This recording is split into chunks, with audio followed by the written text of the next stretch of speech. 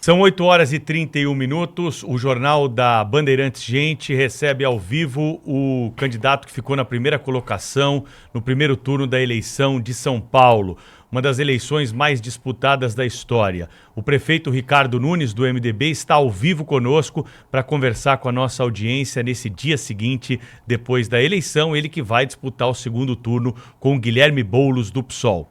Prefeito, muito bom dia, seja bem-vindo ao rádio, à TV, estamos ao vivo na Rádio Bandeirantes, na Band News TV e também nos aplicativos, o Band Play pela internet.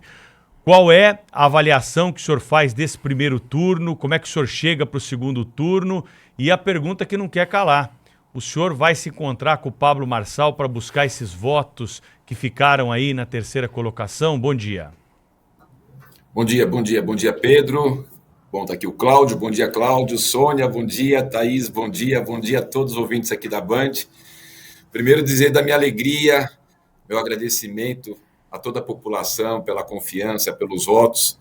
Foi uma longa batalha, mas a gente consegue ir para o segundo turno em primeiro lugar, estou bastante feliz, muito feliz. Agora, está muito recente, né? Ontem à noite o resultado, começar agora a reunir com a equipe, começar a fazer as estratégias para o segundo turno, mas não tem muito segredo não, né, Pedro? É trabalhar, é continuar colocando aquilo que a gente fez para a cidade, o que a gente vai fazer e principalmente mostrar a capacidade de realização. Nós temos aí uma situação de dois candidatos que pensam de forma muito antagônicas, né? No meu caso aqui, que preserva a questão da ordem, do outro lado a desordem, aqui a forma de governo liberal, do outro lado quer inchar a máquina. Enfim, são posições muito claras para a gente poder mostrar para a sociedade que na nossa forma de governo é a melhor forma para continuar cuidando de São Paulo, que é a cidade do trabalho, da oportunidade, do desenvolvimento econômico. Prefeito, bom dia, parabéns pelo desempenho extraordinário aí durante a campanha eleitoral. Eu imagino que o senhor, além de estar muito feliz com o resultado, deve estar muito aliviado, né? Porque foi uma pancadaria inclemente aí durante esse tempo todo. O que eu queria saber do senhor é o seguinte: agora há pouco, o presidente do Instituto Paraná Pesquisa disse que 70% dos votos de Pablo Marçal tendem naturalmente a serem transferidos para o senhor, ou seja, 70% do eleitorado Pablo Marçal deve votar no senhor no segundo turno. Apesar disso, o senhor cogita a possibilidade de procurar manter algum tipo de entendimento com o ex-candidato? Olha, Cláudio, a gente ainda não fez essa avaliação. Logicamente, o eleitor do Pablo Marçal, nós desejamos muito que venha conosco, até porque tem um perfil muito semelhante ao que esses eleitores entendem da política, né? Uma atuação mais conservadora. A minha candidatura representa o centro, representa a direita, contra a extrema esquerda. Então, de uma forma natural, eu acho que é Murilo, né? Eu creio que o Murilo esteja muito certo. E a Paraná foi a que mais acertou, né? A Paraná foi a pesquisa aí que mais acertou, tanto na última eleição como nessa eleição agora do primeiro turno. E me parece que em vários outros locais aí do país foi a que mais acertou. E eu creio que deve vir na trabalhar, sinalizar para eles qual é o nosso posicionamento, um governo que trabalha com a questão da desestatização, concessões, PPPs, diferente do outro candidato, um governo que preza muito pela ordem, diferente do outro candidato. Acho que tem uma identidade muito forte com aquele eleitor do Pablo Marçal. Então, tenho muita expectativa, desejo muito, vou trabalhar muito para ter esse eleitor do Pablo Marçal. Com relação ao encontro, Cláudio, a gente ainda não está avaliando isso. Vou reunir aí com a equipe, deixar, como diz no ditado popular, né, a poeira assentar e continuar aqui no meu trabalho, demonstrando quanto que a gente tem se dedicado pela cidade, os resultados estão positivos, né? Menor índice de desemprego desde 2015, nós temos hoje uma situação de saúde financeira da cidade como nunca teve na sua história, batendo recorde de investimento. Acho que é demonstrar que a nossa gestão é a gestão que pode dar continuidade a um trabalho de sucesso, que evidentemente tem muita coisa para fazer, eu sei que tem muita coisa para fazer, mas a saúde financeira da cidade vai nos possibilitar ter os próximos 4 anos os melhores da história da cidade. Prefeito, Parabéns pela votação. E a gente tem aqui algumas conclusões, né, enfim, de todo esse trabalho que foi feito nessa campanha, e o senhor teve como grande cabo eleitoral o governador Tarcísio de Freitas. Agora que o senhor vai com Guilherme Boulos para o segundo turno, Lula possivelmente subirá no palanque de Boulos. O ex-presidente Jair Bolsonaro pode subir no palanque do senhor? Sônia, o Tarcísio é uma pessoa assim, fora. Olha, eu não tenho palavra para descrever a alegria de ter ele do lado, sabe? Não só na campanha, viu, Sônia? Vou falar assim, do meu coração.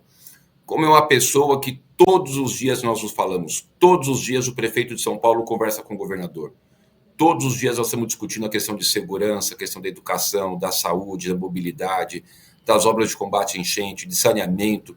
O trabalho conjunto do dia a dia me possibilitou ter uma boa aprovação de governo, que ajudou muito a me levar, em primeiro lugar, ao segundo turno.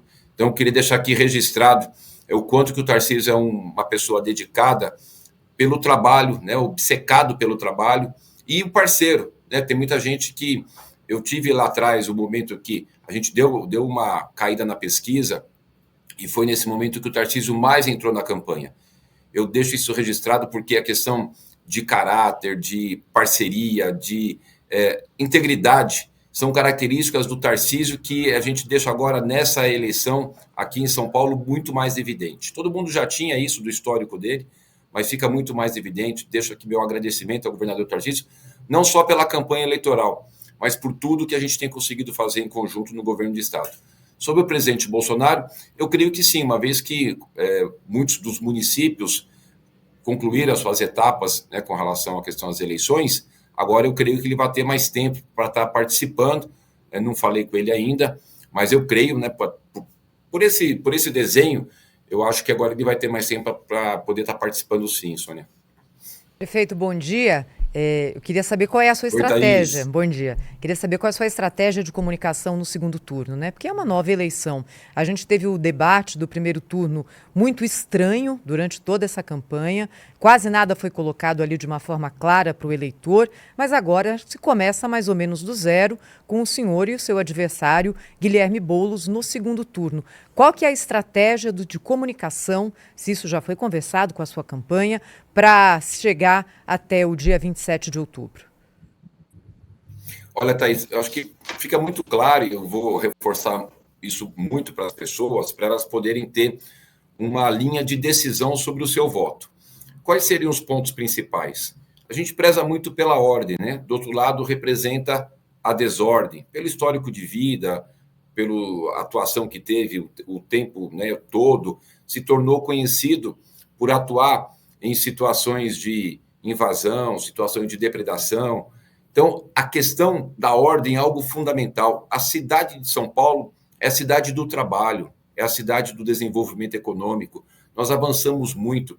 Olha, Thaís, só de 2021 até junho desse ano, nós atraímos para a nossa cidade 57 mil empresas que estavam em outros estados e municípios e vieram para São Paulo. 57 mil. Abriram novas 458 mil empresas. O que aconteceu com isso? Aumentamos o nosso orçamento, mesmo eu tendo só reduzido impostos e eliminado taxa. E geramos muito emprego. Nós estamos com o menor índice de desemprego desde 2015. Então, São Paulo é essa máquina pujante da oportunidade.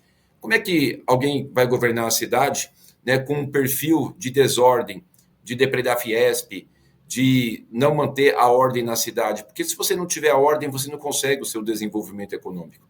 Uma outra questão é a experiência. 12 milhões de habitantes. São Paulo tem mais de 4 milhões de domicílios. São toda semana, Thaís, que precisa coletar o lixo. São mais de 1 milhão de alunos que todos os dias da semana vão para as escolas. Precisa ter o professor, o pedagogo, a merenda, o uniforme, o material escolar.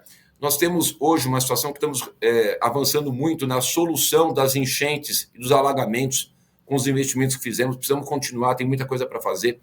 Ou seja, requer uma responsabilidade fiscal muito firme num orçamento que esse ano que vem será de 123 bilhões de reais.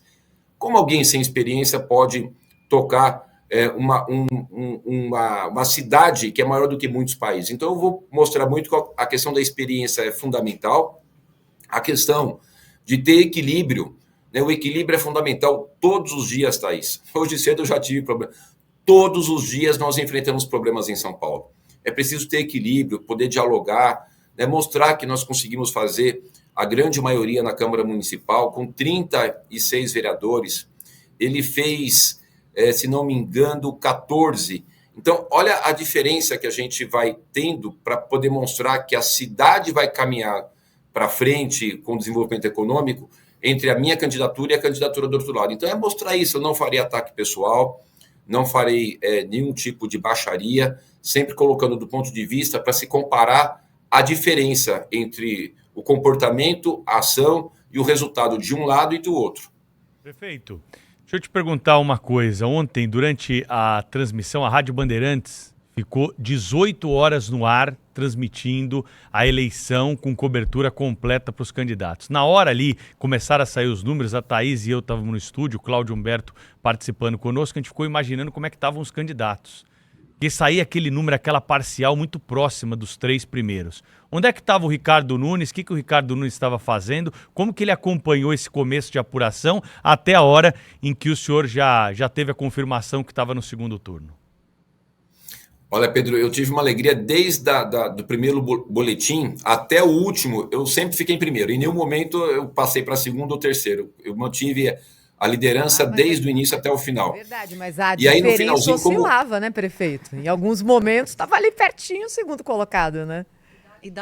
Sim, oscilava, mas a gente sempre, né, Thaís, ficou ali em primeiro e, lógico, ali o segundo, o terceiro aproximava mais, menos, mas a gente sempre manteve ali a posição primeira, lógico, sempre dando aquele friozinho na barriga, mas nessa hora do início da apuração, eu optei por ficar com a minha família.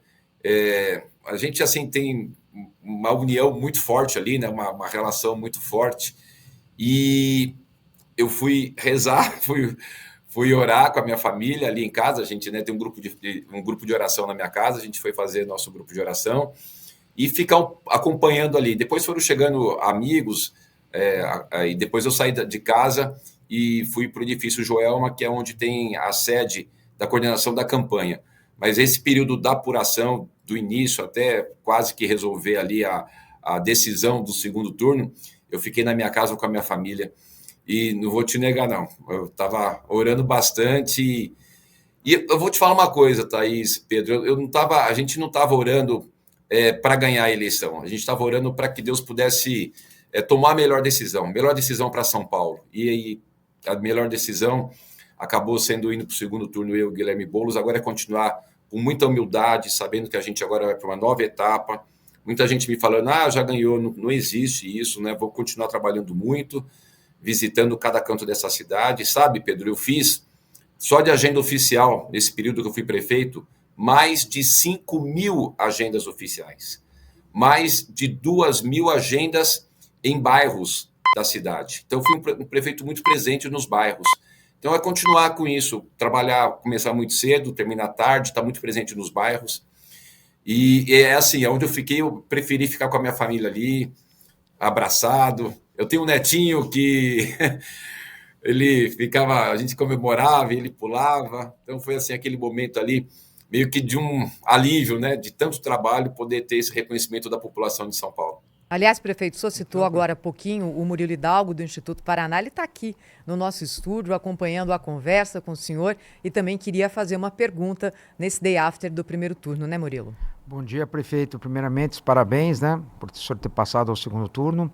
Eu queria lhe fazer uma pergunta. O que o senhor espera do segundo turno? Você acha que vai ser, principalmente os debates, o senhor acha que vai ser dessa vez mais propositivo, com propostas, ou você acha que os ataques vão continuar prevalecendo? Olha, Murilo, a nossa expectativa é que seja propositivo, até porque tem muita diferença entre o nosso perfil, a nossa forma de governar e aquilo que o outro candidato tem colocado, né?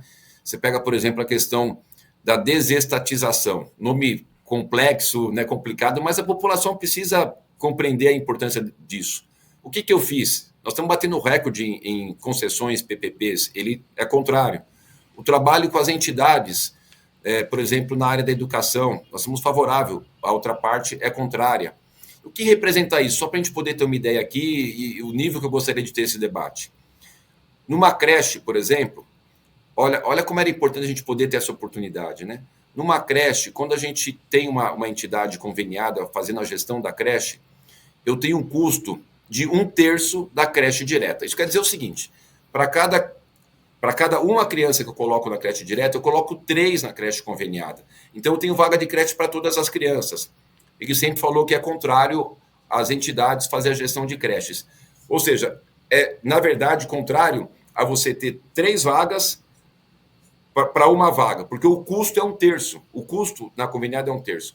Você percebe que era importante a população ter dimensão dessas discussões, né? Pega, por exemplo, ele é contra as concessões e PPPs. Vamos dar um exemplo prático para os nossos ouvintes da Band entenderem.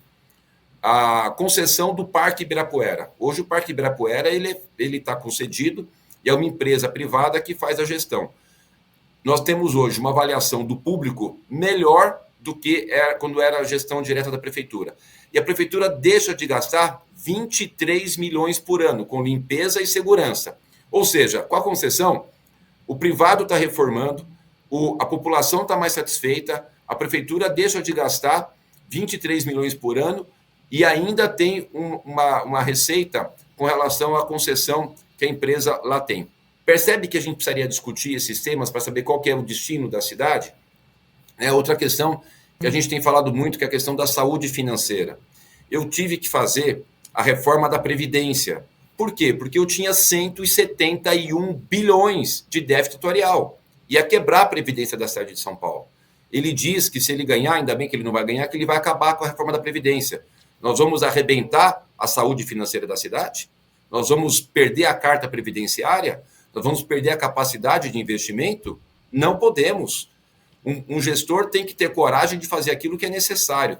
Você percebe, Murilo, que tem pontos interessantes para a gente colocar com relação ao futuro da cidade, com relação à sua capacidade de investimento, com relação à sua capacidade de fazer as ações necessárias. Então, eu espero que seja mais propositivo. Ontem, no depoimento dele, eu já fiquei um pouco preocupado. Se vocês olharem a minha fala, eu falei, olha, tem uma diferença minha, essa e dele aquela. No discurso dele, não, já foi ataque para cima de mim, foram aquelas mentiras todas. Então, eu posso aqui garantir para vocês e assumo aqui o compromisso com todos os ouvintes da Band e com vocês. Da minha parte, eu vou falar de proposta, falar das diferenças, com respeito, porque a minha vida inteira foi assim, está dando resultado, tanto é que a minha rejeição, o Murilo pode até trazer aqui os dados, eu acho que seria importante, da rejeição, quando me recordo de cabeça, eu tenho uma das menores rejeições. Por quê? Porque a população sabe que tem um gestor que leva a sério e que não está aqui para ficar fazendo ataque, mas sim para discutir a cidade. A gente, inclusive, já destacou isso hoje, viu, prefeito? Mais cedo, durante a entrevista com o nosso Murilo Hidalgo. Eu queria saber do senhor o seguinte, insistir um pouco nesse tema Jair Bolsonaro. Havia uma expectativa de que ele participasse mais intensamente da sua campanha de primeiro turno, tanto quanto havia expectativa de que o presidente Lula participasse mais intensamente da campanha do candidato de extrema esquerda. Mas a mim me parece que esses políticos, até por serem experientes, né, muito experientes, eles se reservavam um pouco, para mim, claramente estavam se reservando para o segundo turno, que aí será, de fato, talvez venha a ser uma participação mais decisiva. O senhor tem essa impressão ou o senhor também está entre aqueles que ficaram frustrados com a ausência de Jair Bolsonaro do seu palanque? Olha, o Cláudio Humberto, eu não tenho essa visão, não. Sabe por quê? Na nossa convenção, que foi o ápice ali, né, do início da campanha eleitoral, o presidente Bolsonaro e a Michelle Bolsonaro ficaram 3 horas e 40 minutos participando. Ele fez a sua fala muito incisiva de apoio. No caso do presidente Bolsonaro, ele indicou o vice, que é o coronel Melo Araújo, que foi comandante da rota, presidente do CEAGESP. Fez algumas participações por videoconferência em alguns eventos, inclusive em caminhadas de rua em Guaianazes, aqui no centro de São Paulo. Fez gravações, fez live. Então, eu entendo que o que me foi dito, né, e acredito, é que ele estava E a gente percebia isso, ele estava correndo várias cidades aí do Brasil. Então a gente entrava na rede social dele e via ele cada dia numa cidade, fazendo campanha. Não é que ele estava sem fazer nada e falou, não, eu não vou lá, que ele estava realmente em outras atividades. É o que eu estou falando assim de coração para você, Claudio Humberto, é a minha sensação, meu sentimento. Agora, no segundo turno, eu acho que ele vai ter mais tempo, porque muitos dos municípios, como eu disse aqui já tiveram a sua eleição resolvida, né? Pega o Rio de Janeiro. O Rio de Janeiro está resolvido, o Eduardo Paes ganhou lá, então é página virada. Tem outras cidades aí que também já tiveram a eleição resolvida no primeiro turno, ou que não tem segundo turno. Então, acho que vai ter.